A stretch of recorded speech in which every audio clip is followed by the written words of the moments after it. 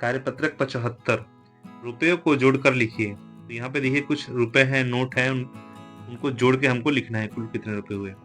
तो देखिए ये है 100, ये है 50, ये है 20 और ये है 10।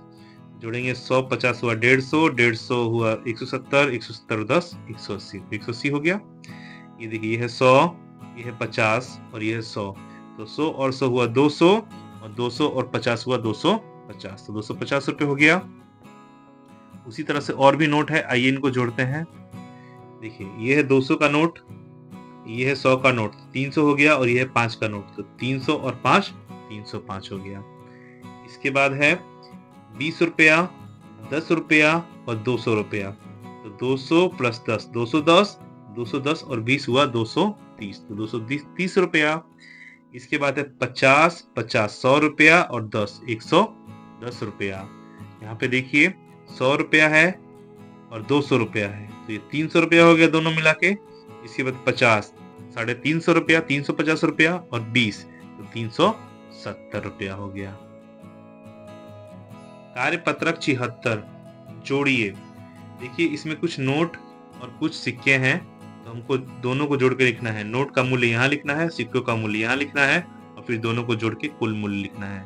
तो देखिए नोट का मूल्य, नोट कितना है 20 है, 20 का नोट है तो 20 लिख दिए, 5 का सिक्का है तो 5 लिख दिए, दोनों को जोड़े तो हुआ 25 रुपया। इसके बाद बाकी है, इसको हम लोग करते हैं। देखिए नोटों की संख्या यहाँ पे है 0, एक भी नोट नहीं है तो लिख देंगे 0। और सिक्कों की संख्या कितनी है, ये देखिए 5 का है, ये 2 का है और ये 1 का है, तो 5 और 2 हुआ 7, 7 और 1 हुआ 8, 8 लिख दिए यहाँ पे। तो जब 0 में 8 जोड़ेंगे तो कुल रुपए हुआ 8। उसके बाद नोटों का मूल्य हुआ 100, 50 50 100 और सिक्कों की संख्या 0 क्योंकि सिक्का नहीं है, तो कुल रुपया हुआ 100 प्लस 0 बराबर 100 रुपया। इसके बाद है अगला, नोटों की संख्या हुई 100 प्लस 10 110 और सिक्कों की संख्या हुई 1, तो 110 प्लस 1 हुआ 111 रुपए। इसके बाद है अगला, नोटों की संख्या हुई 100 प्लस 20 120 और प्लस 10 130 और सिक्कों की संख्या 0 है क्योंकि एक भी यहाँ पे सिक्का नहीं है, तो 130 और प्लस 0 हुआ कुल रुपया 130। इसके बाद है सिक्कों की संख्या 5, तो सिक्कों की संख्या पे 5 आ गया। और नोटों की संख्या में नोटों का मूल्य हुआ 100 प्लस 120, 120 रुपए का नोट हो गया, तो 120 और प्लस 5 हुआ 125 रुपया। तो इसी के साथ कार्यपत्रक 76 भी हमारा कंप्लीट होता है। कार्यपत्रक 77 नीचे लिखे सवालों को हल कीजिए। लिखा है अमन के पास 17 रुपए थे, उसने महेश से 5 रुपए उधार लिए, तो बताइए अब उसके पास कितने रुपए हैं। तो अमन के पास थे 17 रुपए, महेश से उसने 5 रुपए उधार ले लिए, तो उसके पास कुल रुपए हुए 17 प्लस 5 बराबर 22 रुपया। इसके बाद है रजनी के पास 65 रुपए थे, 65 रुपए थे, उसमें से 13 रुपए उसने अपने भाई को दे दिए, 13 रुपए दे दिए यानी इसमें माइनस करेंगे, तो उसके पास अब कुल कितने रुपए बचे। तो 65 में से 13 घटाएंगे, 5 में से 3 गया 2 और 6 में से 1 गया 5, तो अब उसके पास कुल रुपए बचे 52। फरजाना के पास 100 रुपए थे, 100 रुपए थे, उसने 75 रुपए के क्या खरीद लिए, खिलौने खरीद लिए, तो 75 माइनस कर देंगे, तो अब उसके पास कितने रुपए बचे।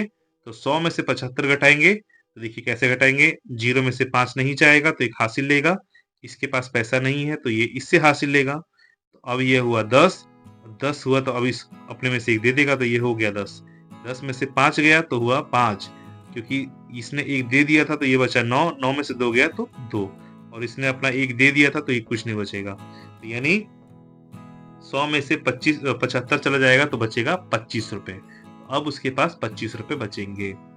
इसके बाद है कि रमेश के पिता ने रमेश को 50 रुपए दिए, 50 रुपए दिए और उसकी माँ ने उसको 30 रुपए दिए, माताजी ने 30 रुपए दिए, तो रमेश के पास कितने रुपए होंगे। 50 और 30 माता और पिताजी वाला जोड़ देंगे, 0 0 हुआ 0, 5 और 3 हुआ 8, यानी 80 रुपए उसके पास रमेश के पास होंगे।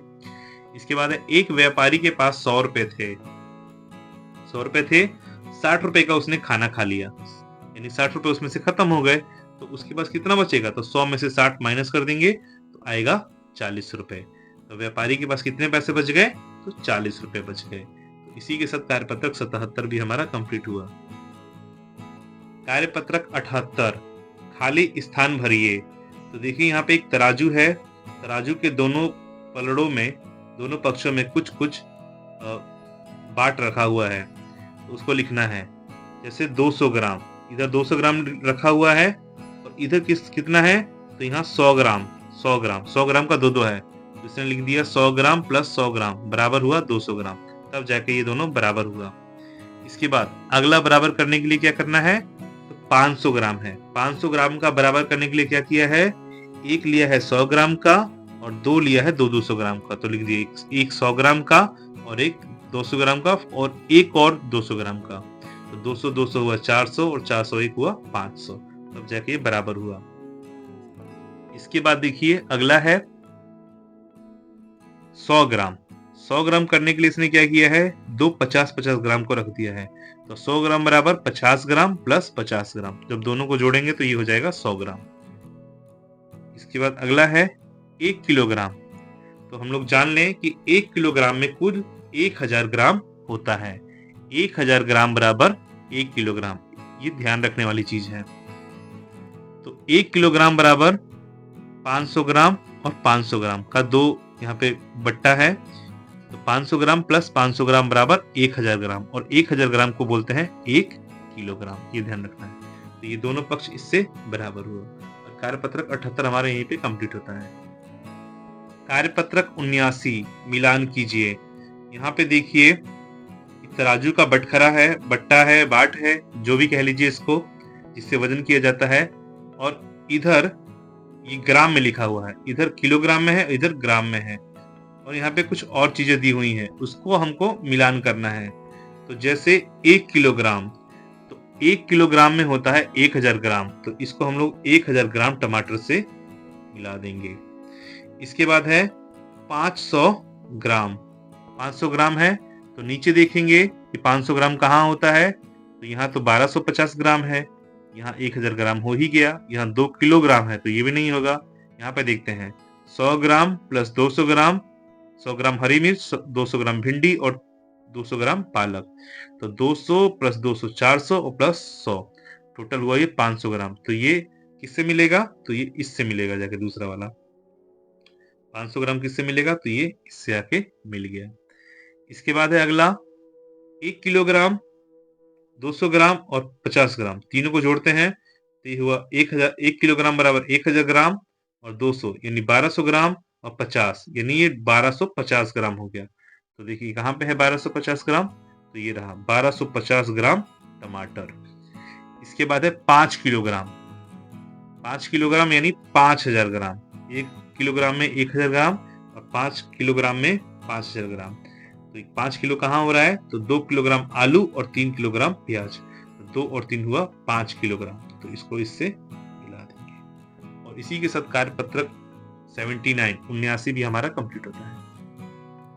कार्यपत्रक 80, ये देखिए यहाँ पे कुछ बर्तन दिए हुए हैं जिसमें कुछ माप लिखा हुआ है, जैसे 1 लीटर, 500 मिलीलीटर, 200 मिलीलीटर, 100 मिलीलीटर और 50 मिलीलीटर।